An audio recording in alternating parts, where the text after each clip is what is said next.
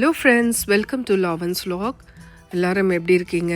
நல்லா இருப்பீங்கன்னு நினைக்கிறேன். நான் ரொம்ப நல்லா இருக்கேங்க. இன்றைக்கி நம்ம பார்க்க போகிற ரெசிபி என்னன்னு பார்த்திங்கன்னா முட்டைக்கறி குருமா. ஸோ முட்டைக்கறி அப்படின்றது வந்து கறி குழம்பு ஸ்டைலில் வைக்கக்கூடிய ஒரு முட்டை குருமா. அதனால தான் முட்டைக்கறி குருமான்னு சொல்லுவாங்க. இது வந்து எப்படி இருக்குன்றத நீங்கள் பாருங்கள், செஞ்சு பாருங்கள். உங்களுக்கு பிடிச்சதுன்னா கமெண்ட்டில் சொல்லுங்கள் டேஸ்ட் எப்படி வந்துச்சுன்னு சொல்லிவிட்டு. எப்படி இந்த ரெசிபி செய்கிறதுன்ட்டு வாங்க வீடியோக்குள்ளே போய் பார்க்கலாம்.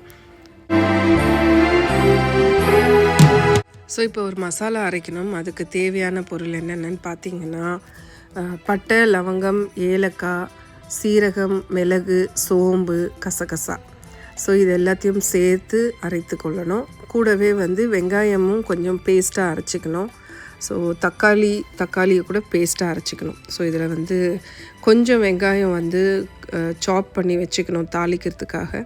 மீதி வெங்காயத்தை நம்ம அரைச்சிக்கலாம்.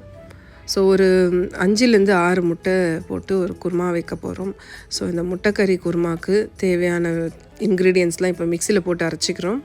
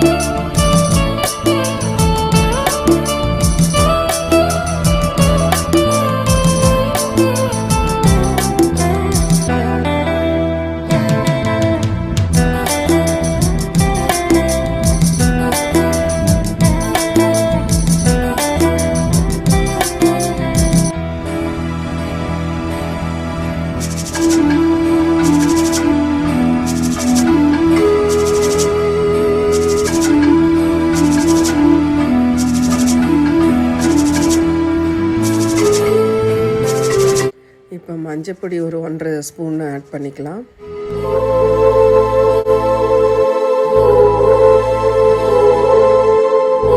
இப்போ மிளகாத்தூள் ஒரு 3 டேபிள் ஸ்பூன் ஆட் பண்ணிக்கோங்க. பச்சை மிளகா போட்டு செஞ்சால் இன்னும் நல்லாயிருக்கும். பச்சை மிளகா ஒரு 2 ஆட் பண்ணிவிட்டு மீதி காரத்துக்கு மிளகாத்தூள் ஆட் பண்ணால் இன்னும் நல்லாயிருக்கும். பட் நான் பச்சை மிளகா ஆட் பண்ணலை, நான் வெறும் மிளகாத்தூள் தான் போட்டிருக்கேன். ஸோ இதெல்லாம் போட்டுட்டு நல்லா கிளறி விடணும். அந்த பச்சை வாசனை போகணும், அது வரைக்கும் நல்லா கிளறி விடணும்.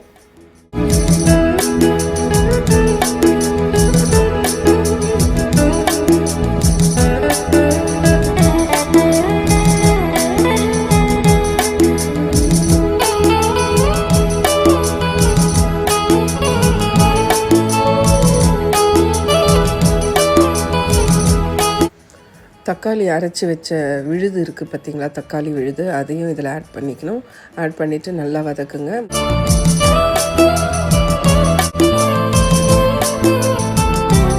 அந்த ஓரத்துலலாம் பாருங்கள் ஆயில் பிரிஞ்சு வந்திருக்கு. ஸோ அந்த மாதிரி பிரிஞ்சு வரணும். அதோடு இன்னும் கொஞ்சம் நல்லா வதக்கிக்கோங்க.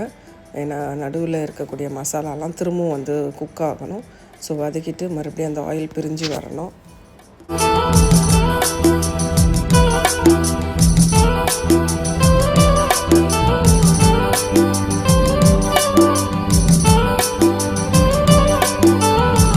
இந்த ஸ்டேஜில் கொஞ்சம் வாட்டர் ஆட் பண்ணிக்கோங்க. ஆட் பண்ணிவிட்டு நல்லா கலந்து விட்டுட்டு கொதிக்க விடணும். மூடி போட்டு கொதிக்க விடணும்.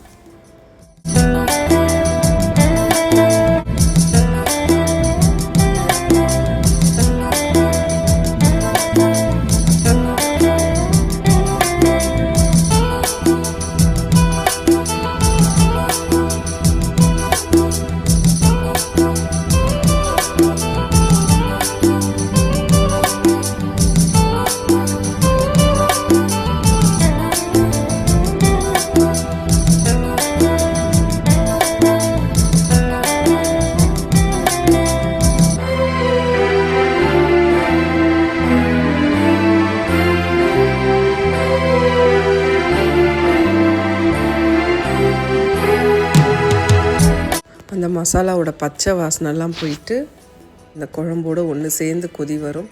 அந்த டைமில் வந்து புளி தண்ணி ஆட் பண்ணிக்கணும். தேவையான அளவுக்கு ஊற்றிக்கோங்க.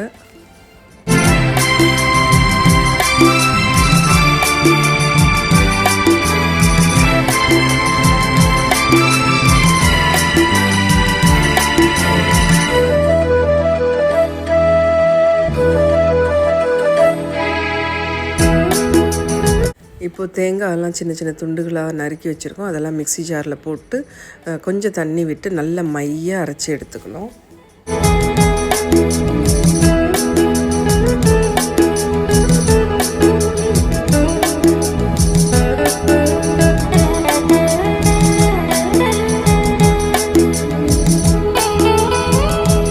ஸ்டேஜில் தேங்காய் விழுதை வந்து நம்ம போட்டுக்கணும்.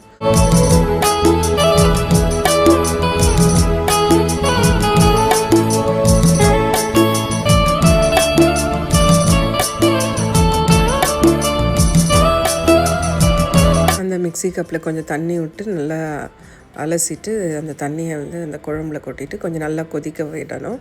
அது கொதி வந்து நல்லா நுரைச்சி வர்ற டைமில் நம்ம வந்து ஒரு முட்டையாக ஆட் பண்ணிக்கலாம்.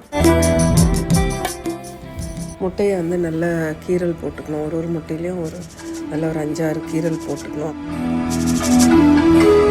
அப்போ தான் அந்த குழம்புடைய டேஸ்ட்டும் அந்த குழம்புடைய காரம்லாம் வந்து அந்த முட்டைக்குள்ளே வரைக்கும் போகும். அதனால் அதுக்கேற்ற மாதிரி கீரல் போட்டு அதுக்கப்புறம் தான் முட்டையை வந்து குழம்புல போடணுங்க.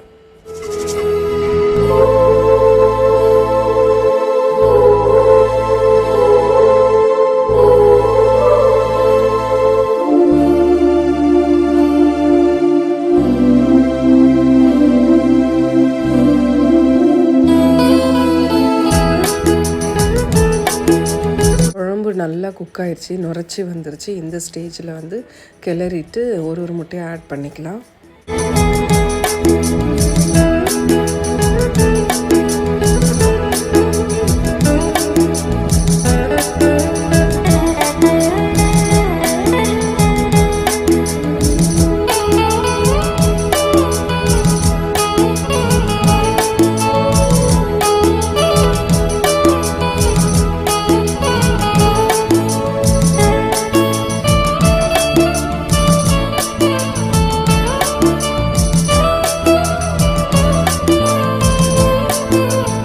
இப்போ ஃப்ளேவருக்கும் கார்னிஷிங்க்கும் கருவேப்பிலை கொத்தமல்லி போட்டு ஒரு கொதி விட்டு ஆஃப் பண்ணிடணும்.